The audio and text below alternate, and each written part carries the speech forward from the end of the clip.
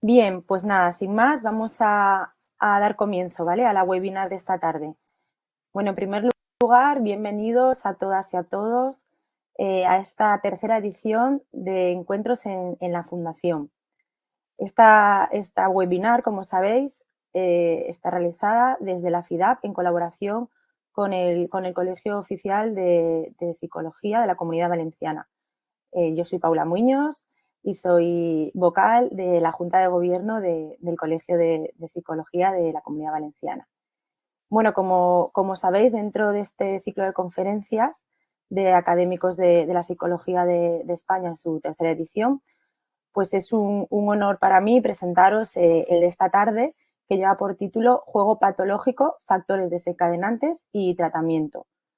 Como sabéis, corre a cargo del doctor Francisco Javier Labrador Encinas y seguramente pues la mayoría lo habréis estudiado a lo largo del grado, de la licenciatura y seguramente es referente para todos en vuestro trabajo diario. Pues voy a hacer intentar hacer un breve resumen de la trayectoria del doctor Francisco Javier Labrador, pero bueno, seguramente me dejaré algo porque su trayectoria es muy amplia. Francisco Javier Labrador Encinas es catedrático emérito de Psicología de la Universidad Complutense de Madrid, universidad en la que ha desarrollado su actividad docente e investigadora desde 1975 y su docencia se ha centrado en los tratamientos e investigaciones psicológicas en psicología clínica. Sus investigaciones han abordado, entre otros temas, el estrés, los trastornos psicofisiológicos, tratamientos y técnicas de intervención psicológicos, juego patológico, tratamiento de la violencia de pareja, adicción a los videojuegos y como índice de su realización señalar que le han sido concedidos 8 tramos de docencia, 6+2, y 7, 6+1, de investigación. Ha dirigido 28 tesis, todas ellas con la obtención de la calificación del Tribunal Máximo, y varias han sido premio extraordinario de doctorado. También ha dirigido más de 80 memorias de licenciatura, DEAs y trabajos de fin de máster. Ha conseguido 23 proyectos de investigación financiados por instituciones públicas y privadas.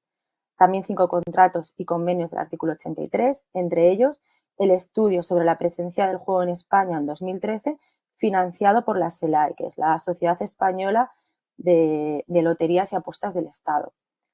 Entre sus publicaciones, bueno, pues encontramos 32 libros, pudiendo destacar los manuales de técnicas y tratamientos psicológicos, 159 capítulos de libros, 161 artículos publicados en revistas científicas de psicología y más de 245 comunicaciones y ponencias en congresos científicos de psicología. Ha realizado numerosas estancias de investigación en otros centros, como por ejemplo el Instituto Max Planck de Múnich, con el Dr. Brengerman, en la Universidad de New York en Stony Brook, con el Dr. Cactin, o en la Universidad de Quebec de Laval, con el Dr. Lodeser. Ha sido contratado como profesor visitante, entre otras, por las universidades Le Meriel de Toulouse, en Francia, la Universidad Javeriana de Cali, en Colombia, la Universidad de París-Nanterre, en Francia, Universidad de Concepción, en Chile, la Universidad de Monterrey, en México, la Universidad del Norte, en Barranquilla, Colombia, y la Universidad Jean Georges de Toulouse.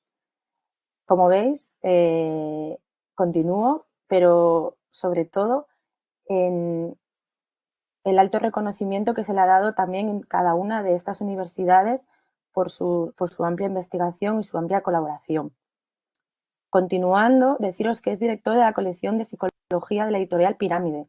Ha formado parte del equipo editor de 4 revistas científicas, del consejo editorial de 10 revistas científicas de psicología, como consultor especializado REFIR de más de 25 revistas científicas. También ha sido director del Departamento de Personalidad, Evaluación y Psicología Clínica de la Universidad de Psicología de la Universidad Complutense de Madrid. Ha sido secretario de la Facultad de Psicología de esta misma universidad, director del Máster de Psicología Clínica y de la Salud, Psicología Clínica para la Práctica Profesional de la Universidad Complutense de Madrid. Es director especialista en práctica en clínica de psicología clínica. Ha sido director del programa de doctorado Psicología Clínica Experimental de la Universidad Complutense de Madrid. Ha sido director de investigación y director asistencial de la clínica en la Universidad también Complutense de Madrid. Es miembro de la Junta Directiva de la sección de psicoterapia. Ha sido miembro de la Psychotherapy Working Group de la EFPPA, también de la European Award Committee, siendo miembro de la Psicología Working Group y es miembro del Board Prevention and Intervention y ha sido presidente del Comité Español de Acreditación de Psicólogos Especialistas en Psicoterapia. Ha recibido numerosos premios, entre ellos Premio de Investigación Aplicada Rafael Burgaleta en varias ocasiones, Premio de Investigación en Victimología del Instituto de Victimología, Premio de Investigación del Segundo Certamen Internacional de la ONCE, Premio Huarte de San Juan del Colegio Oficial de Psicólogos de Castilla y León y el Premio José Luis Pinillos a la excelencia en Psicología en reconocimiento a la trayectoria profesional a lo largo de una vida del Consejo de la Psicología de España. Bueno, como veis, he intentado hacer un breve resumen. Disculpadme por la pronunciación de algunos de los nombres de las universidades. Y nada, sin más, os dejo ya con la webinar y después haremos un breve coloquio en el que podréis anotaros aquellas dudas o cuestiones, preguntas que le queráis realizar al profesor Francisco Javier Labrador y tendremos 15-20 minutos para consultar con él y para intercambiar pues dudas y comentarios. Muchas gracias y que disfrutéis. Buenas tardes. Muchas gracias por su atención. Quiero agradecer a la Fundación CIDAP, al Curso Oficial de Psicólogos y la Academia de Psicología, su invitación al desarrollo de esta webinar sobre el juego patológico, factores desencadenantes y tratamiento. Buenas tardes. Voy a desarrollar el tema del juego patológico, factores desencadenantes y tratamiento. Con la legalización y proliferación de los juegos de azar, cada vez más personas juegan y jugarán a juegos de azar y más personas desarrollan y desarrollarán problemas con los juegos de azar. Se estima que entre los adultos alrededor del 90% ha jugado a juegos alguna vez en su vida. Entre los jóvenes de 14 a 18 años, cifras muy similares, y eso que el juego está prohibido en estas edades. Y entre los adolescentes de 10 a 14 años se estima que alrededor del 80% ha jugado a juegos de azar en su vida. Con respecto a la prevalencia de los problemas de juego patológico, dependiendo de distintas variables como las leyes de cada país sobre el juego o el instrumento utilizado para la evaluación o las poblaciones a estudio, se estima que alrededor del 1% de la población tiene problemas de juego patológico. Alrededor del 2 o 3% de los jóvenes entre 14 y 18 años, es decir, 2 o 3 veces más en estas personas que tienen prohibido jugar. En la encuesta que llevamos a cabo para identificar los problemas de juego en España en el año 2013, con una muestra de 3.000 encuestados, se establecía que el 10,5% de los españoles reconocían no jugar nunca, 84,5% que jugaban eran jugadores de bajo riesgo, pero 2,9% eran jugadores de riesgo, 1% jugadores problema y 1,1% jugadores patológicos.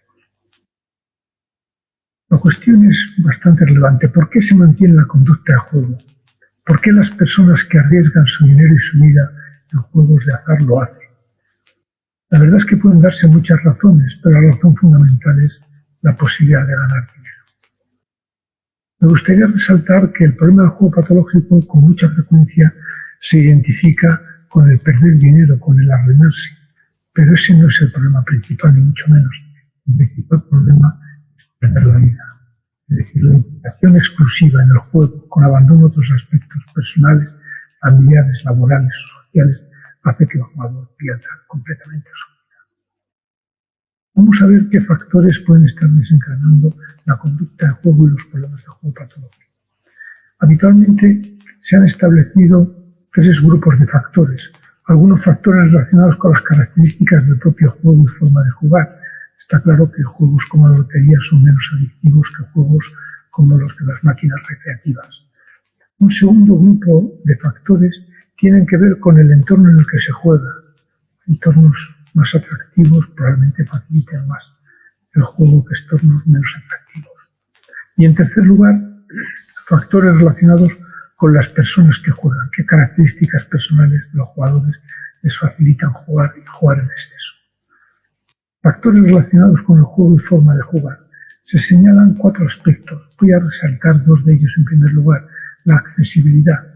Se juega aquello que es accesible, de forma que el primer factor más relevante es la accesibilidad a un juego. En España las máquinas recreativas son muy accesibles. Se juega mucho en Canadá. Solamente se puede acceder en los casinos, con lo cual, al ser menos accesible, se juega bastante menos a máquinas recreativas. En segundo lugar, factores que enmascaran la noción de azar. Diferentes tipos de factores que ponen de relieve el papel activo del individuo, como si realmente fuera muy relevante. Por ejemplo, la percepción de habilidad en apuestas deportivas o en máquinas recreativas, o la presión para tomar decisiones, que bien sean apretar botones, elegir un número para darse en la carta. Como ejemplo, podemos ver cómo al jugar la ruleta se intenta analizar los números que han salido anteriormente, los colores, como si esto tuviera algo que ver con el que va a salir después, como si fueran jugadas relacionadas. O también al tirar los dados se observa curiosamente cómo si es necesario un número bajo se tiran los dados muy despacito. Si es necesario un número alto, habitualmente se tiran los dados con más violencia. Bueno, en tercer lugar, factores estructurales del juego. Hay algunas características de los juegos que los hacen especialmente adictivas. Las características más habituales en esta dirección serían, en primer lugar, que sea un juego que permita jugar de forma continuada y reiterada, que permita apuestas de bajo coste, de forma que todo el mundo pueda jugar, que tenga un cierto nivel de complejidad y tensión emocional, que los juegos fáciles aburren, que proporcione premios inmediatos o de gran magnitud, también que existan muchos estímulos que atraigan la atención sobre el juego o los resultados, por ejemplo, los ruidos, los sonidos que emiten las máquinas recreativas. En último lugar, que posibiliten que el juego funcione como un acto social. Si esto es especialmente importante en el juego presencial, en el juego online se añade a todas estas características implicación en el juego. La implicación del jugador en el juego es también muy relevante y se considera que es el producto de la frecuencia, duración y gasto en el juego con el número de juegos en los que se participa. Cuantos más juegos, más problemas. En la encuesta que decía referencia anteriormente, se pregunta a todas las personas qué juegos consideran más peligrosos y como pueden ver son todos juegos privados. Básicamente juego a máquinas recreativas en primer lugar, en segundo lugar bingo, en tercer lugar casinos y en cuarto lugar cartas. En general los juegos de la ONCE que representan estos puntos verdes o los juegos de la Sociedad Española de Loterías y Apuestas del Estado se parecen bastante menos peligrosos, por lo menos para los usuarios. Cuando se ha preguntado a los jugadores problemáticos y patológicos cuáles son los juegos con los que han tenido más problemas, se reproduce en general esa condición. Han tenido más problemas sobre todo con máquinas recreativas, con cartas y con bingo. Es verdad que algunos señalan problemas con rascas o con la quiniela del fútbol, pero estos son ejemplos de jugadores a varios juegos que jugaban a máquinas recreativas y también a rascas, pero ninguno es jugador debido solamente a rascas o a quinto o a quiniela. Bien, el siguiente aspecto serían los factores relacionados con el entorno del juego. Los factores más relevantes son, en primer lugar, la legislación sobre el juego, que determina qué juegos son accesibles y legales. En segundo lugar, es muy importante el número y tipo de juegos disponibles en el ambiente. Cuanto más número y más variado sea el número de juegos, más fácil es que se desarrollen conductas de juego. Luego tendríamos la aceptación por el entorno del jugador, padres y amigos sobre todo, de la conducta de juego. Y también la aceptación por parte del ambiente social del tipo de juego concreto. Por ejemplo, en España está muy aceptado el juego a la lotería de Navidad, que prácticamente se juega por casi todas las personas. Mientras que es bastante raro que se juegue en los campos. Entornos de juego finalmente agradables y divertidos hacen más factible invertir en conductas de juego. Bien, el tercer grupo de factores, que es el que habitualmente más relevancia se le ha dado son los factores relacionados con la persona, con el jugador. Como siempre, se comienza estudiando factores demográficos, edad, sexo, clase social, contexto cultural. En general, esto aporta escasa información relevante, poco más que los hombres presentan más conductas y más problemas con el juego que las mujeres. Rápidamente se pasa a los factores de personalidad, tanto generales como específicos. Los resultados en este caso son contradictorios y no muy precisos. Se vuelve la vista a factores familiares y lo único que se encuentra es que los padres suelen tener una mayor incidencia de alcoholismo y juego patológico. Los padres de los jugadores patológicos suelen mostrar una mayor incidencia de alcoholismo y juego patológico. Por supuesto, se ha acudido a factores biológicos. Aparecen datos muy dispares y poco concluyentes. Finalmente, es evidente que el reforzamiento operante con programas de razón variable está presente en las conductas del juego, con lo cual se producen comportamientos de alta frecuencia. Pero los dos puntos especialmente relevantes en cuanto a los factores personales se consideran los niveles de activación psicofisiológica, que se supone que se incrementan durante el juego, y las distorsiones cognitivas. Los jugadores piensan que pueden controlar o predecir el resultado del juego en contra de toda la lógica. Vamos con el primero, nivel de activación y juego patológico. La activación fisiológica producida durante el juego es percibida por el jugador como excitación, y esta excitación sería considerada como la droga de la adicción al juego, que es una adicción sin sustancia. Bueno, pues la excitación sería esta sustancia. Hay bastantes estudios sobre la relevancia de la activación fisiológica. De siempre se ha considerado que era un factor determinante, probablemente por influencia mucho más de la literatura que de la investigación. Pero cuando se ha investigado han aparecido tanto datos a favor de la importancia de este factor como en contra. Tanto si se han investigado midiéndolo a través de índices fisiológicos como la tasa cardíaca o la respuesta termoeléctrica, como a través de índices subjetivos variados, por ejemplo, nivel de excitación percibido o nivel de aburrimiento.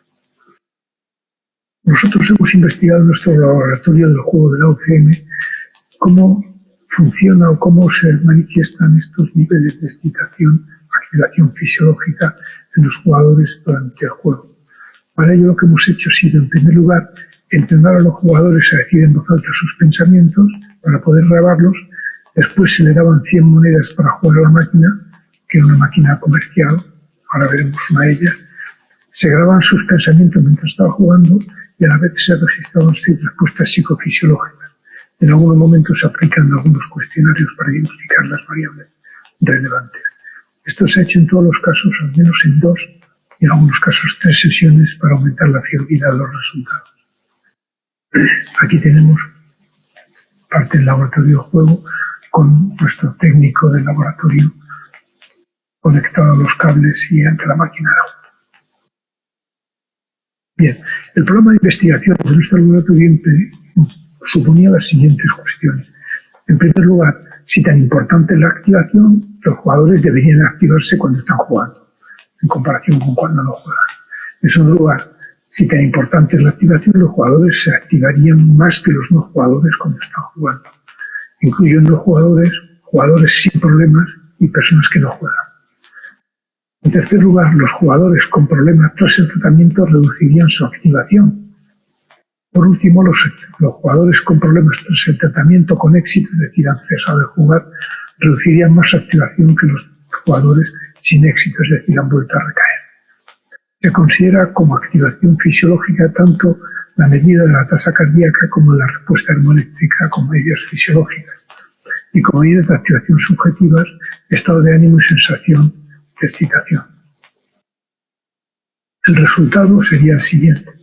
¿Los jugadores se activan cuando juegan? Pues sí, se activan aproximadamente un 15%, teniendo en cuenta tasa cardíaca y respuesta termoeléctrica. ¿Los jugadores se activan más que los no jugadores? No, los no jugadores o jugadores sin problemas se activan más o menos lo mismo. ¿Los jugadores tras el tratamiento reducen su activación? No, siguen con la misma activación cuando están jugando. ¿Y los jugadores tras el tratamiento con éxito reducen más su activación que los que han recaído? Pues tampoco. En resumidas cuentas, parece que el valor de la activación fisiológica como factor explicativo del mantenimiento del juego patológico es bastante escaso, pues no hay diferencia o incrementos de activación entre jugadores con y sin problemas. No hay diferencia entre los jugadores antes y después del tratamiento, un momento en el que aproximadamente el 80% están sin jugar. Y no aparecen diferencias al distinguir a los jugadores en función de si han tenido éxito terapéutico, es decir, han abandonado el juego o han recaído en el año siguiente. En conclusión, la activación durante el juego, con medidas fisiológicas o medidas subjetivas, no parece un factor relevante para el mantenimiento del juego patológico.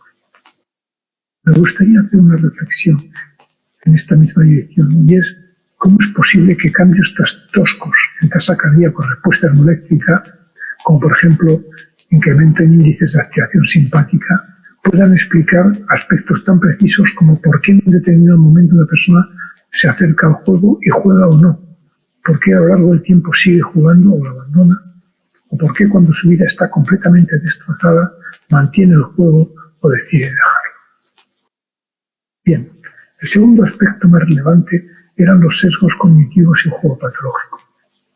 A la pregunta de por qué arriesga su dinero y su vida en una actividad que reiteradamente resulta ruinosa y que era comprobado varias veces porque ha jugado, ¿por qué se arriesga su dinero y su vida una persona? Dado que los juegos de azar por definición son impredecibles e incontrolables, la respuesta más sencilla es porque piensa erróneamente, porque tiene sesgos cognitivos y considera que puede predecir o influir en los resultados del juego. Hemos estudiado los principales sesgos cognitivos que incluirían los siguientes: ilusión de control, capacidad de predecir, suerte como responsable de resultados, azar que se autocorrige, perder por poco, supersticiones, fijación en frecuencias absolutas, de cuánto se gana pues, sin saber cuánto se ha invertido, y personificación del juego o de la máquina. Lo mismo que en el caso anterior, en la misma sesión, dado que recogíamos las verbalizaciones de los jugadores y no jugadores, llevamos a cabo el estudio sobre sesgos cognitivos o juego patológico. Las cuestiones eran, en primer lugar, si tan importantes son los sesgos cognitivos, debe aparecer sesgos cognitivos en los jugadores patológicos mientras juegan. En segundo lugar, la magnitud de estos sesgos deben ser mayores en los jugadores patológicos que en los jugadores sin problemas de juego. En tercer lugar, la modificación de los sesgos deben de aparecer cuando hay éxito en el tratamiento. En cuarto lugar, es posible, esto es una hipótesis nueva, que los sesgos de los jugadores patológicos y de los jugadores sin problemas sean diferentes en cuanto al tipo, no solo en cuanto a la cantidad. Y por último, se modificarán ese tipo de sesgos más específicos de los jugadores patológicos, si es que existen, tras el tratamiento. Bueno, los resultados que obtuvimos fue lo siguiente. ¿Hay presencia de sesgos cognitivos en jugadores patológicos? Sí, muy frecuentemente. Prácticamente todo lo que decían sobre estrategias del juego era erróneo. Eran pensamientos irracionales.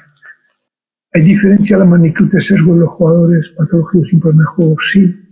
Los jugadores sin problemas de juego presentaban sesgos muy importantes, aproximadamente alrededor del 80% de lo que decían sobre estrategias de juego, pero los jugadores patológicos eran el 99%. ¿Se modifican los sesgos después del tratamiento con éxito? Bueno, se modifican los sesgos en tanto en los sujetos que tuvieron éxito en el tratamiento como en los que no tuvieron éxito, de forma que en ambos casos se han modificado. La diferencia no está tan clara. En cuarto lugar, ¿hay diferencias en el tipo de sesgos en jugadores patológicos y jugadores sin problemas de juego? Sí, parece que cada uno de ellos tiene sesgos específicos que veremos ahora. ¿Y se modifican este tipo de sesgos tras el tratamiento? Sí. En la siguiente gráfica aparecen en rojo los porcentajes de diferencia en cada una de las distorsiones cognitivas de los jugadores y en verde de los no jugadores o jugadores sin problemas. Lo que podemos ver es que no en todos los sesgos son más elevadas las puntuaciones de los jugadores. Por ejemplo, en ilusión de control, en suerte como responsable de los resultados y en fijación en frecuencias absolutas, es decir, cuánto he ganado sin atender a cuánto he arriesgado, vemos que las puntuaciones son más altas de los no jugadores, mientras que en capacidad de predecir el resultado, en considerar que la se autocorrige en personificación de la máquina, son más importantes las puntuaciones, más elevadas las puntuaciones de los jugadores patológicos. Parece pues que estos sesgos serían especialmente relevantes para el desarrollo de problemas de juego. Después del tratamiento podemos ver en esta línea unida cómo han bajado de forma muy significativa las puntuaciones de los jugadores tras el tratamiento.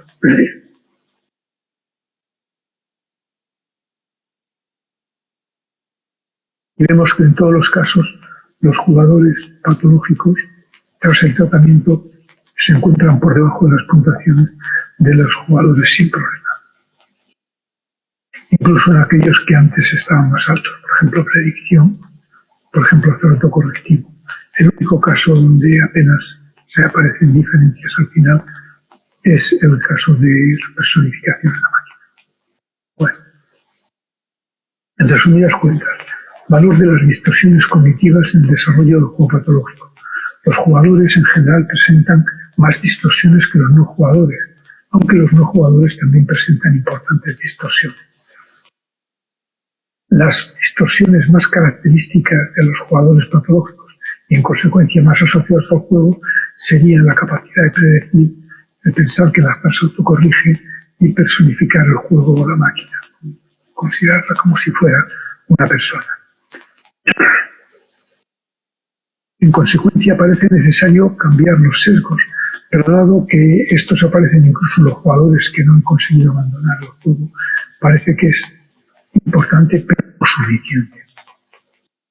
Finalmente parece que la mayor parte de los sesgos más importantes inciden sobre el papel activo del jugador. En consecuencia, los programas preventivos y también los programas terapéuticos deben atender especialmente a estos sesgos cognitivos especialmente típicos de los jugadores: predicciones, azar autocorrectivo y personificación del juego. Con todo, la distorsión solo es uno de los factores responsables del juego, no es el único. Conviene no olvidarlo. Vamos con la segunda parte de tratamiento del juego patológico.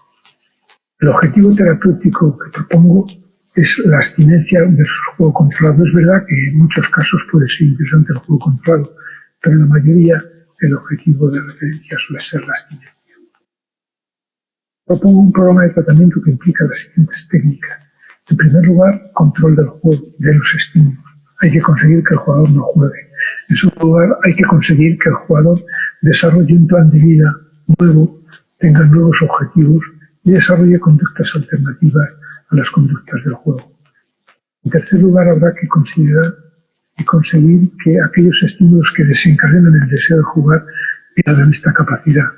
Habrá que modificar las distorsiones cognitivas y finalmente habrá que darle formas de afrontamiento de los problemas alternativa a la que utilizaban estos momentos, que era confiar en el juego como solucionador de problemas. Finalmente, muy importante, como en todas las ediciones, prevenir recaídas. Vamos con el programa. La primera parte implicaría el control estimular. El objetivo primero es impedir a toda costa que la persona siga jugando. Si es necesario, mantendremos la reclusión, por ejemplo, en su hogar, con la ayuda de la familia durante una semana o dos, si fuera necesario. Esto supone control del dinero, que no disponga de dinero, préstamos, control de circuitos de riesgo, que no vaya a lugares que antes frecuentaba con el juego, que no frecuente a amigos jugadores, la autoprohibición, si fuera necesario, entrar en bingos y casinos, y puede ser un buen momento para iniciar un plan realista de devolución de las deudas si esta existe. Evidentemente, todo este procedimiento se lleva a cabo con acuerdos negociados con el propio paciente y la familia o el entorno del paciente. Es una técnica temporal, el objetivo no es que la persona no pueda manejar nunca dinero, sino que no juegue durante un periodo de tiempo breve como estrategia de corte del juego. Estas estrategias se van reduciendo gradualmente conforme el jugador adquiere control y hacia la mitad de la exposición, que es hacia la mitad del programa, se podría abandonar. En segundo lugar, una vez que el sujeto ha dejado de jugar, es muy importante establecer objetivos vitales. Si el objetivo vital antes era jugar, ahora tendrán que ser objetivos más concretos y específicos, de personal, laboral, familiar, etc. En segundo lugar, es muy importante disponer de actividades agradables alternativas o opuestas al juego.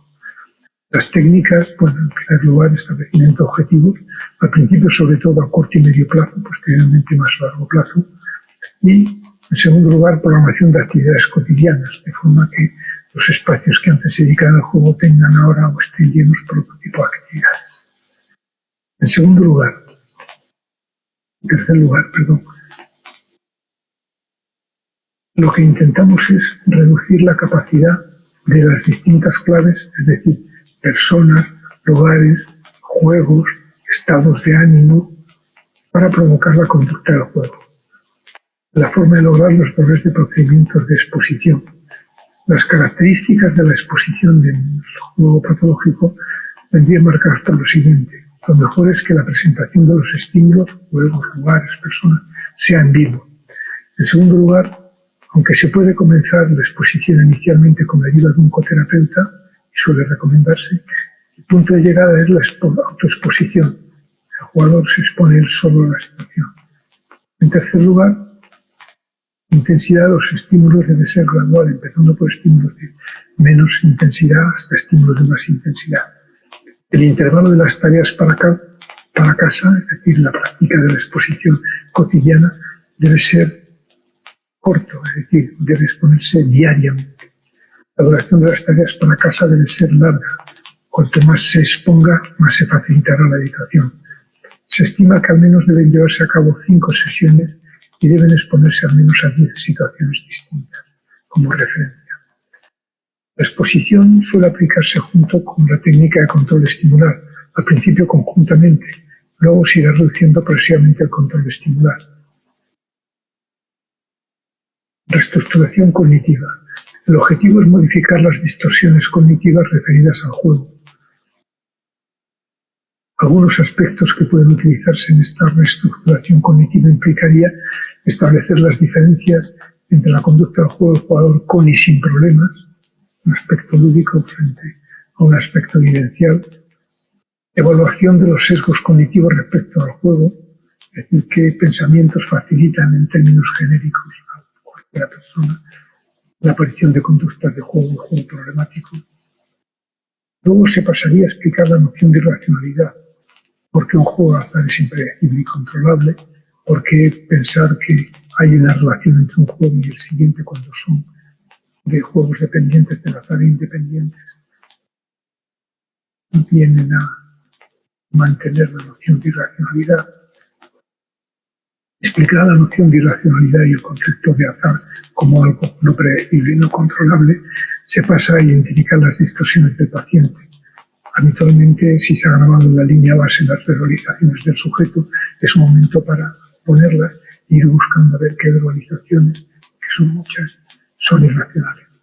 Y el paso último sería identificar las distorsiones o los sesgos, la corrección cognitiva, sustituir cada distorsión por pensamientos más adecuados que reflejen realmente la noción de azar, alteridad o incontrolabilidad.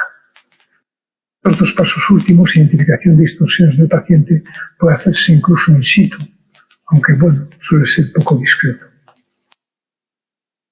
Pero puede hacerse en máquinas recreativas, en las máquinas preferidas o en los ambientes preferidos del paciente, especialmente en la fase final que puede hacer el paciente solo. Bien, lo lógico es utilizar al menos 4 sesiones y es preferible llevar a cabo esta reestructuración cognitiva después del control estimular y una vez avanzada ya la exposición. El objetivo de este 5º paso, la técnica de solución de problemas, dado que hasta ahora el juego se ha mostrado como estrategia para afrontar muchos problemas, por ejemplo, mis costos con la pareja, mi fracaso laboral, etcétera, etcétera, la idea es desarrollar conductas más adecuadas para afrontar estas demandas cotidianas. Se aplicaría la técnica de solución de problemas con los 5 pasos expuestos habitualmente: orientación general hacia el problema, definición y formulación del problema, generación de soluciones alternativas, toma de decisión y puesta en práctica y verificación de la decisión, de la solución. Finalmente, trabajaremos con las técnicas para prevenir recaída. Se organizaría alrededor de dos objetivos básicos: identificar y afrontar las situaciones de alto riesgo para que no recaiga el sujeto, y si ha recaído, por lo menos ha tenido un fracaso, abordaje del efecto de la progresión de la abstinencia, cómo recuperarse y cómo evitar recaer otra vez. Bien, se utilizan diferentes tipos de técnicas. La relajación progresiva suele ser interesante para cualquier situación de peligro, bajando la activación. Se practican actividades reforzantes alternativas al juego para ocupar el tiempo libre. Es muy importante el control de pensamientos erróneos, sobre todo recordar la importancia de las consecuencias negativas del juego y los beneficios de dejar de jugar.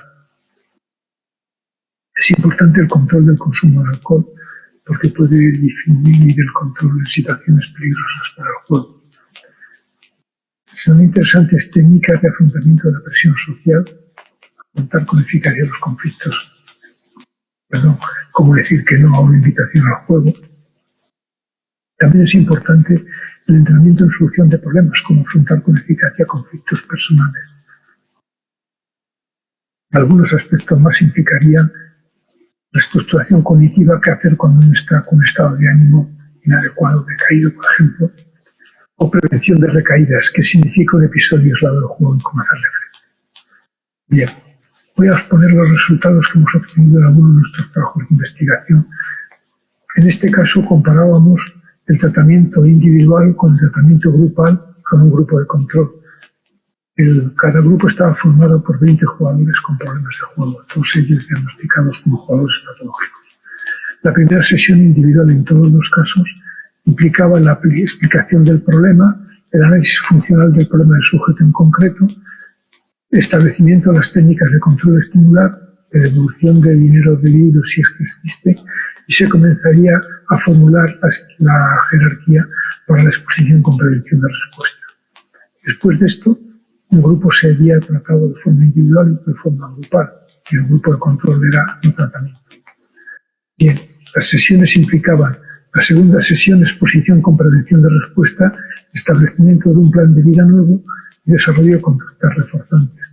La sesión tercera se continuaría con la exposición con prevención de respuesta y se comenzaría con la técnica de solución de problemas, que continuarían ambas técnicas en la sesión cuarta.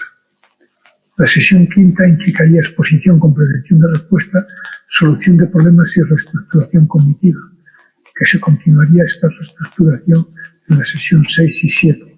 La exposición podía continuarse, pero habitualmente se acabaría en esta sesión. Y las sesiones octava y novena estarían dedicadas a la prevención de recaída. ¿Qué resultados hemos obtenido? En azul están puestos los resultados al posttratamiento, es decir, inmediatamente después de finalizar el tratamiento.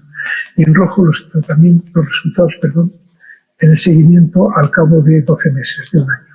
Como vemos en el grupo individual, de tratamiento individual, el 65% era abstinente al cabo de finalizar el tratamiento, reduciéndose esa tasa al 55% al cabo de un año. En el grupo de tratamiento grupal, al finalizar el tratamiento, el 85% era abstinente, la diferencia significativa, reduciéndose ese porcentaje al 55% al cabo del año. En el grupo de control ha cambiado solamente el 35% al posttratamiento. Las diferencias son significativas con ambos grupos. No hay seguimiento al cabo de un año porque después del posttratamiento pasaron a ser tratados en el modo grupal. Los resultados aparecen en la siguiente gráfica. En azul están los resultados al posttratamiento y el rojo al seguimiento al cabo de un año. En el grupo individual, el porcentaje de personas que han dejado de jugar al posttratamiento es el 65%, manteniéndose una cifra del 55% al cabo de un año. En el tratamiento grupal, han dejado de jugar al posttratamiento el 85% de los pacientes, manteniéndose un 55% abstinente al cabo del año. En el grupo de control han dejado de jugar solo el 35%, diferencia significativa con el tratamiento grupal e individual. No hay datos del seguimiento de un año porque después fueron tratados con el tratamiento modo grupal. También estudiamos el resultado de las distorsiones cognitivas, considerando dos valores: la tasa de producción, es decir, qué porcentaje de lo que decían durante el juego hacía referencia a estrategias de juego y la tasa relativa de irracionalidad, es decir, en esas verbalizaciones sobre estrategias de juego, cuántas de ellas eran irracionales. Como vemos en el pretratamiento, el 37% de lo que dicen hace referencia a estrategias del juego y el 86% de esto es irracional. Pues tras el tratamiento, en el grupo individual, solamente el 12% de lo que dicen tiene que ver con estrategias de juego y el 45% son distorsiones cognitivas, es irracional. En el tratamiento grupal, solo el 10% tiene que ver con verbalizaciones o estrategias del juego y el 34% son irracionales, son distorsiones cognitivas. En el grupo de control, como vemos, no se han reducido prácticamente ni la tasa de producción ni la tasa relativa de irracionalidad. En resumidas cuentas, el tratamiento psicológico, tanto individual como grupal, se ha mostrado más eficaz que el no tratamiento, 85 y 65% al post-tratamiento frente al 35%. Hay diferencias entre el tratamiento grupal e individual. El tratamiento grupal es un 20% más eficaz que el tratamiento individual al post-tratamiento, igualándose las eficacias al seguimiento de un año. Dado que son igual de eficaces, pero que es más eficiente el tratamiento grupal, parece ser la mejor opción. Importancia del mantenimiento de los logros terapéuticos, sobre todo importancia de la reducción del abandono, especialmente tras el tratamiento, y también importancia de las ganancias, especialmente el tratamiento grupal, a conseguir un 85% en el post-tratamiento, pero ha bajado al 55% en el seguimiento. El cambio cognitivo. Parece necesario el tratamiento psicológico para el cambio cognitivo. El paso del tiempo no es suficiente, ya hemos visto. Pero el cambio cognitivo, recordar que no es suficiente para el éxito terapéutico. En cuanto a la variable de activación, no parecen tener un papel especialmente determinante en el mantenimiento de la conducta del juego. Con respecto a variables de adaptación y sintomatología concomitante, especialmente aspectos de depresión, ansiedad, etc., la terapia psicológica se ha mostrado sistemáticamente necesaria y, lo que es más importante, suficiente para mejorar ambos tipos de variables. En resumen, pues, el desarrollo y mantenimiento del juego depende de múltiples factores, especialmente factores relacionados con el propio juego, factores del entorno y características del jugador. Importancia especial en el desarrollo del problema tiene que ver el tipo de legislación que permite señalar qué juegos están disponibles y cuánto es su disponibilidad, dónde. En segundo lugar, factores estructurales del juego y, en tercer lugar, los sesgos cognitivos del jugador. Afortunadamente, podemos afirmar que se dispone de un tratamiento psicológico eficaz para superar los problemas del juego. Muchas gracias por su atención. Muy buenas tardes de nuevo a todos y a todas. Espero que hayáis disfrutado de esta webinar del doctor Francisco Javier Labrador. Y a continuación, en cuanto vuelva a conectarse, aquí lo tenemos. Buenas tardes de nuevo, Francisco. Buenas tardes. Bueno, vamos a dar paso, agradecerle muchísimo esta webinar, ha sido muy interesante.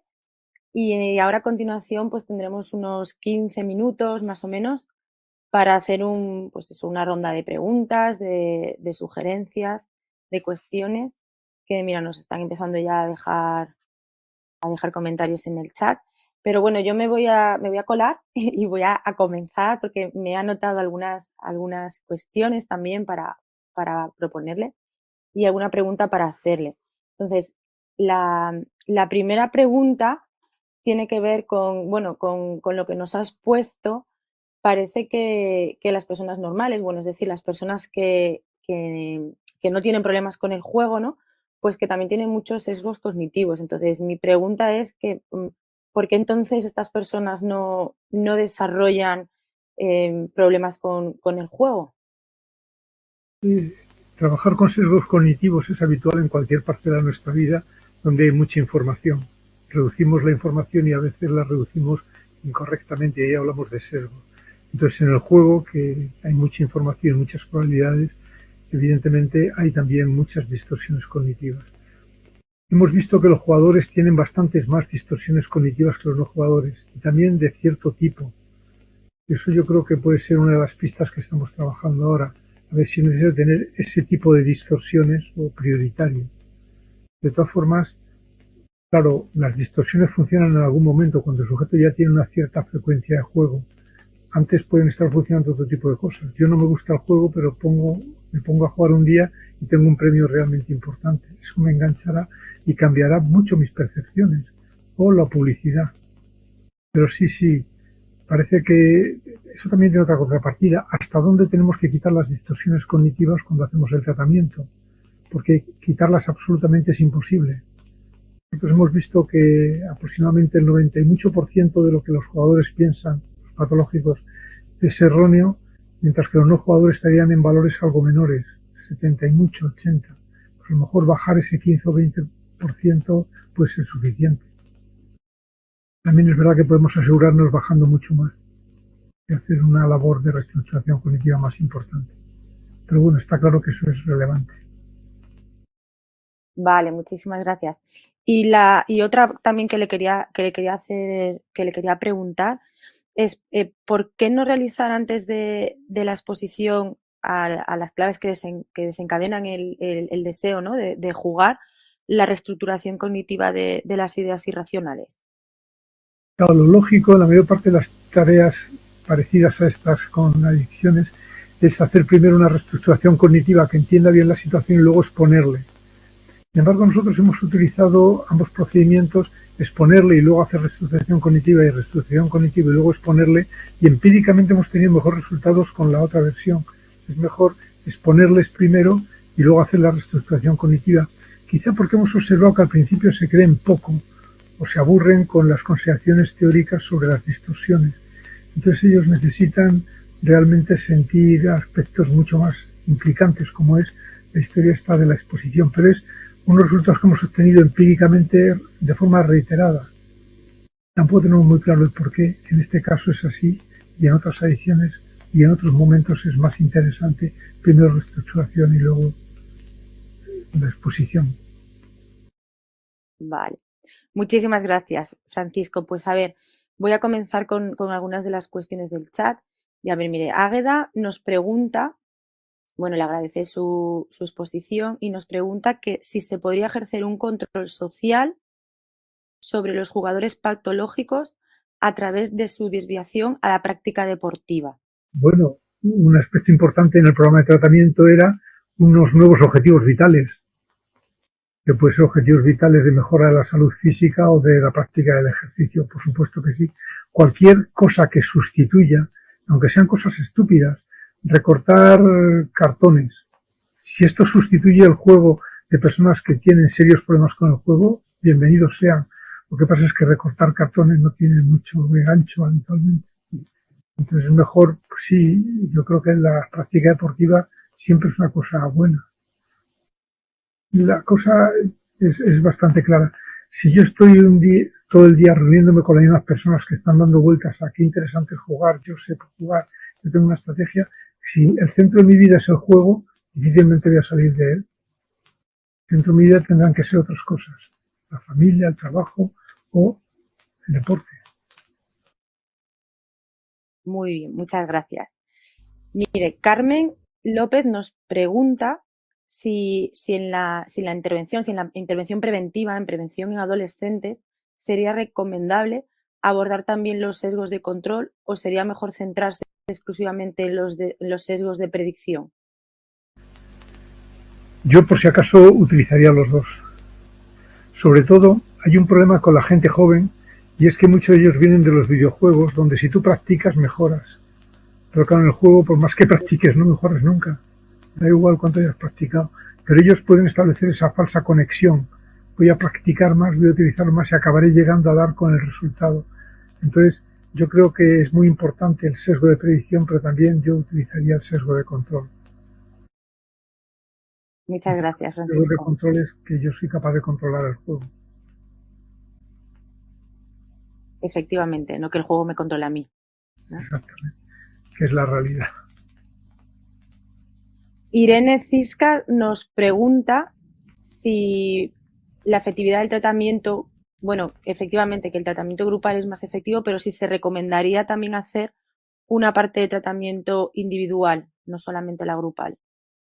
Como exponía en el trabajo, la parte primera necesariamente es individual, porque yo tengo que saber qué sesgos tiene la persona. No voy a trabajar cualquier tipo de sesgo, qué condiciones, y algunas características para establecer quién va a hacer de ecoterapeuta, cómo se va a controlar el dinero para que no acceda. Entonces, la parte primera necesariamente. Y, hombre, siempre que puedes introducir alguna sesión más de tipo individual, tendría la ventaja de ser diseñada más específicamente para la persona. Con todo, claro, el tratamiento grupal tiene una ventaja realmente muy importante, es que tienes otras personas con tu mismo problema, con los cuales puedes hacer grupo y puedes establecer actividades alternativas, y todos ellos tienen una cierta consideración hacia volver a la vista atrás.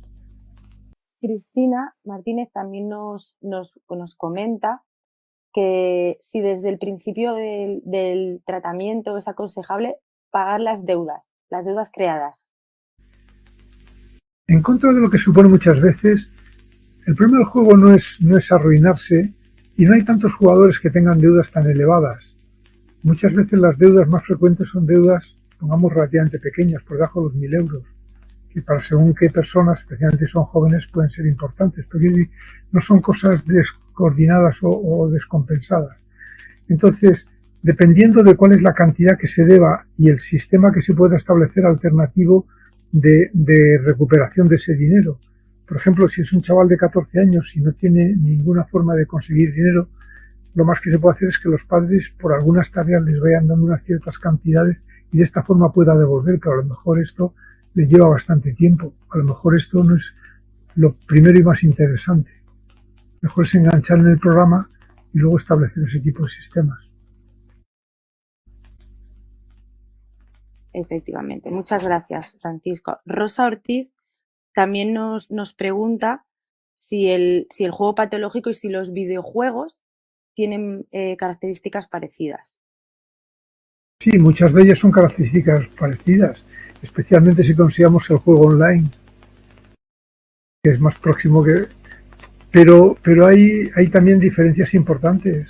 Es decir, en el juego a videojuegos el entrenamiento es importante. No depende del azar, depende realmente de algunas actuaciones del jugador, mientras que en el juego depende del azar exclusivamente.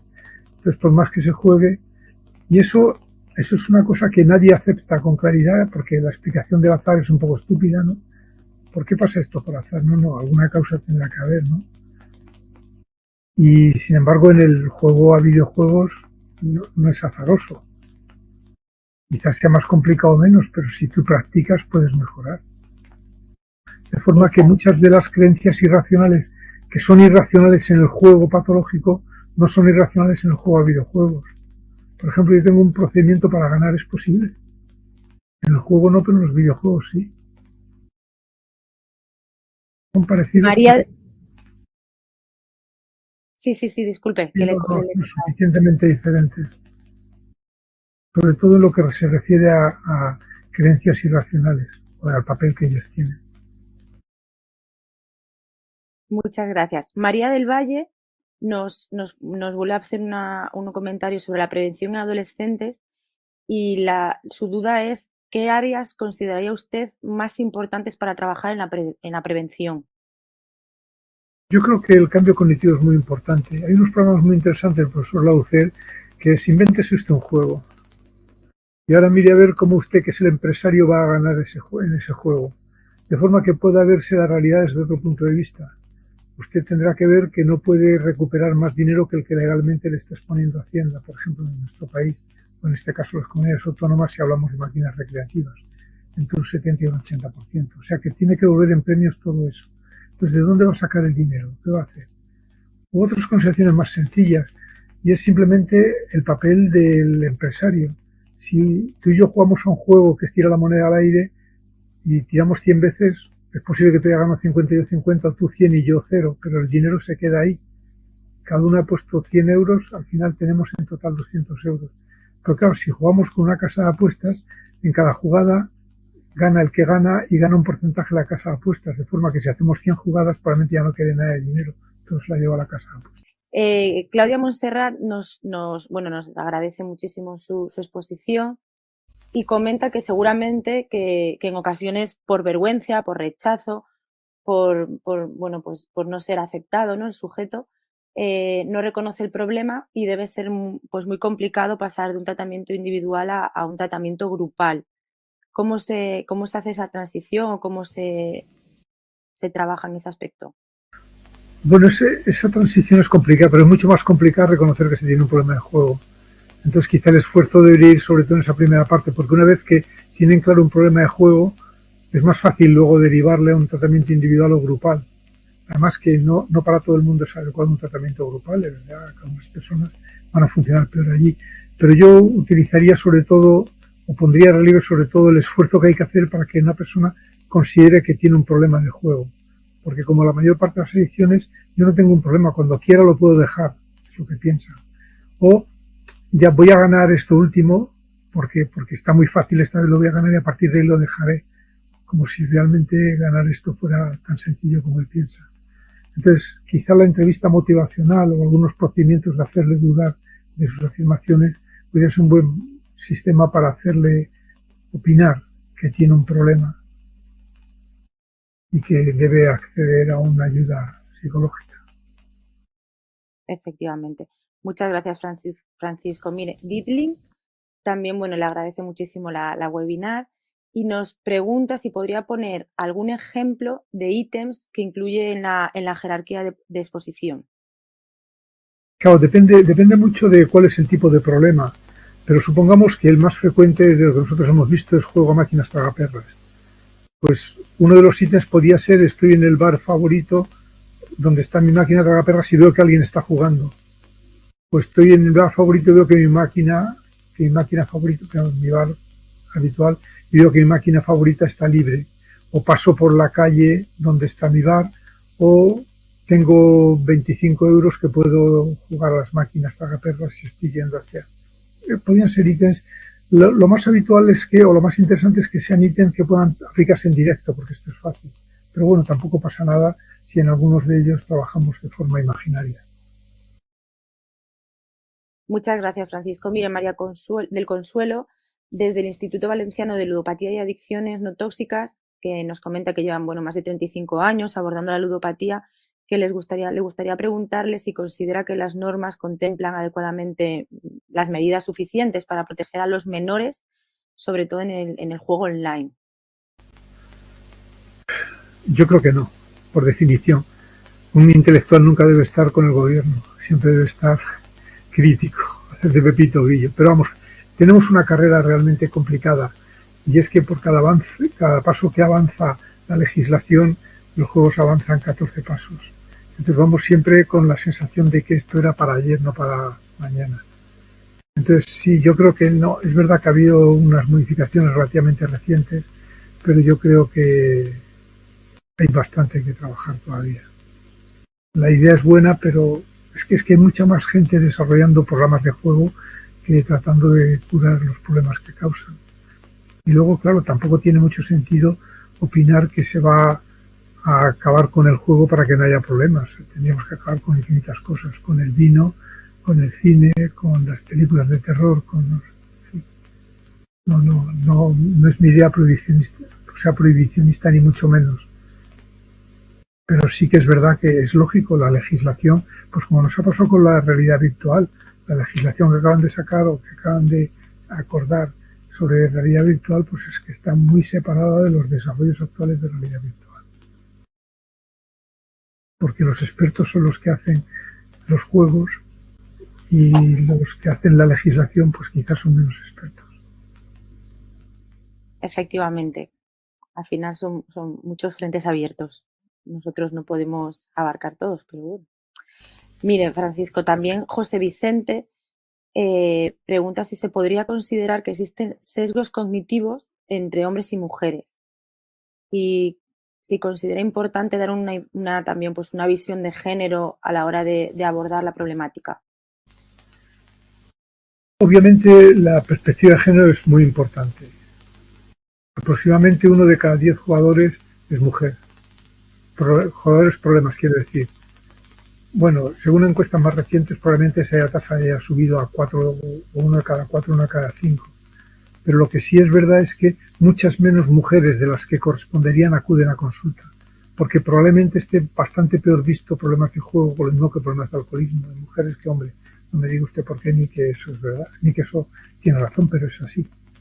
Entonces, yo creo que sí, y en el caso de los juegos no hemos trabajado tanto con ellos que deberíamos hacerlo, porque habitualmente cuando hemos reunido muestras de jugadores, claro, la gran mayoría eran jugadores hombres, que eran los que iban a buscar ayuda, en una proporción, como ya le digo, de 1 a 10, por cada 10 hombres una mujer. Entonces, claro, las comparaciones ahí son más complicadas. Sin embargo, hemos hecho eso mismo con videojuegos y se ha aparecido realmente unas diferencias muy importantes en el tipo de videojuegos a los que juegan las mujeres y a los que juegan los hombres.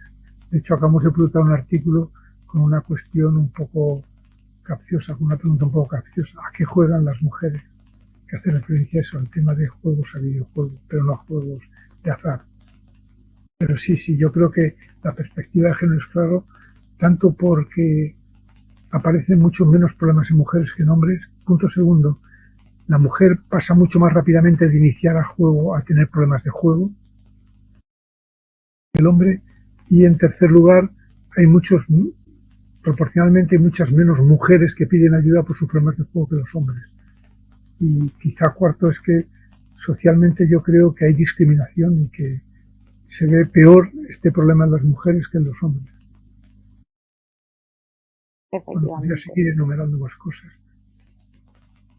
Y un poco relacionado, mire, María Rosario, ya para ir finalizando, también le gustaría felicitarle por la charla y preguntarle si las personas con trastorno de estrés postraumático, bueno, si hay conclusiones sobre los estudios, si estarían más predispuestas las personas con estrés postraumático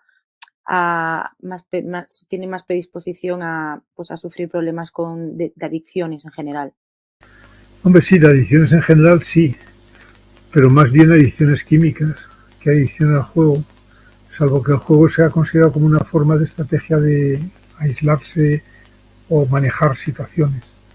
Pero sí, en general, pues eso está bastante descrito, que hay bastante más prevalencia de problemas de adicciones en sujetos que sufren trastorno de estrés postraumático. Con todo, hay que reconocer que aunque la mayoría de las personas, o casi la mayoría, ha sufrido algún hecho traumático, realmente desarrollan trastorno de estrés postraumático muy poca gente. La persona es un ente bastante autosuficiente y protegido, que eso se nos olvida muchas veces. Muchas gracias, Francisco. Mire, María del Valle, ya van a ser de las últimas preguntas que podamos contestar porque ya nos estamos yendo de la hora. Le gustaría saber qué papel considera que tiene la influencia social en el desarrollo del juego patológico. Bueno, muchísimo. Mientras no había posibilidades de jugar, realmente los problemas de juego eran mucho más pequeños. Una vez que la legislación permite jugar, comienzan a aparecer problemas de juego importantes. Luego, ¿con qué hay problemas? En Canadá, las máquinas tragaperras solamente pueden jugarse con ellas en los casinos, mientras que en España, en cualquier sitio, prácticamente hay una máquina tragaperras. La frecuencia de problemas con la máquina tragaperras aquí es mucho más elevada que allí. Luego, distintos tipos de juego. Claro, en España jugar a la lotería de Navidad es casi un rito, no es una conducta de juego. Y jugar a los canódromos y al hipódromo es una cosa muy rara. En Francia jugar al hipódromo, o en Inglaterra los canódromos, pues es una cosa bastante más frecuente. Y luego, claro, ¿cómo ve tu familia el juego?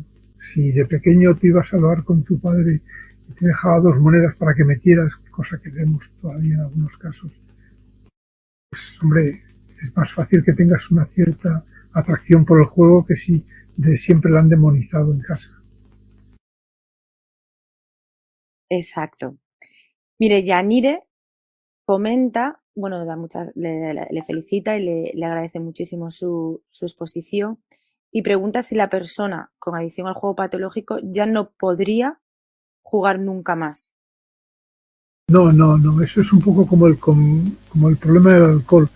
En los años 80 los trabajos de Sobel y Sobel ponen de relieve como para algunas personas y en algunos ambientes es más fácil el beber controlado que la abstinencia completa, y en el juego también es igual. Aquí en España se utiliza bastante poco, pero en Canadá el grupo de la UCE está trabajando con esto. Ha tenido críticas, pues como tuvieron los Sobel, que si están vendidos a la casa de juegos, que si no sé qué, pero realmente puede ser muy importante. Le voy a comentar un caso.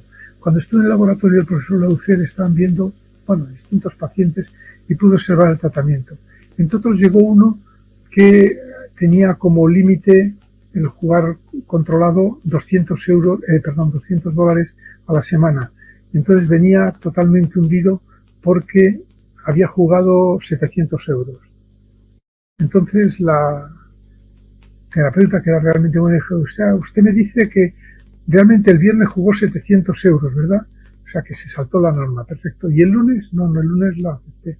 Y el martes y el miércoles, o sea, que de los 7 días de la semana, 6 ha cumplido y 1 ha saltado. Pues vamos muy bien, ¿no? Vamos a, es decir, darle un empoderamiento a la persona para que vea los aspectos positivos. No, yo entiendo que usted ha saltado, ha roto el límite de 200 este día que jugó 700, pero usted no olvide que 6 días lo ha mantenido y que eso es muy importante y que yo creo que eso también es interesante. No, yo creo que puede haber como un modelo de referencia el jugar controlado, aunque yo digo que en España hemos utilizado menos eso. Y algunos lo rechazan completamente. Yo desde luego no. Hay variedad de casos. Pero bueno, mire, Andrea, también para finalizar, le gustaría saber si la ludopatía va siempre de la mano del consumo de alcohol o no necesariamente en todos los casos. No necesariamente, van bastante asociados, pero no, hay gente abstemia que es ludópata. No es ese el problema. Lo que pasa es que en los sitios de juego habitualmente suele haber alcohol y es fácil también. De hecho, en algunas casas de juego y en algunos casinos facilitan o favorecen o incluso regalan el consumo de alcohol. Y bueno, muchísimas gracias. Pues a vosotros por invitarme a participar en este acto. Ha sido interesantísimo. La webinar se quedará colgada para poder consultarla cuando los colegiados y colegiadas quieran. Agradecerle su atención, la exposición y que ha sido un verdadero honor que haya participado junto con el colegio y con la fundación. Y esperamos volver a vernos pronto. Muchísimas gracias. Muchísimas gracias a vosotros y a todas las personas que me han agradecido por la conferencia. No me he referido a ello, pero por supuesto guardo gran gratitud. Todos los comentarios ahora de la gente despidiéndose son de muchísimas gracias. Ha sido un placer. Muchas gracias por su exposición, por Pues, todo lo que has puesto. no Y así siga mi corazón empezará a romperse a trocitos. Pues nada, Francisco, buenas noches a todos y en especial a usted y hasta pronto. Un abrazo. Igualmente. Muchísimas gracias. Buenas noches.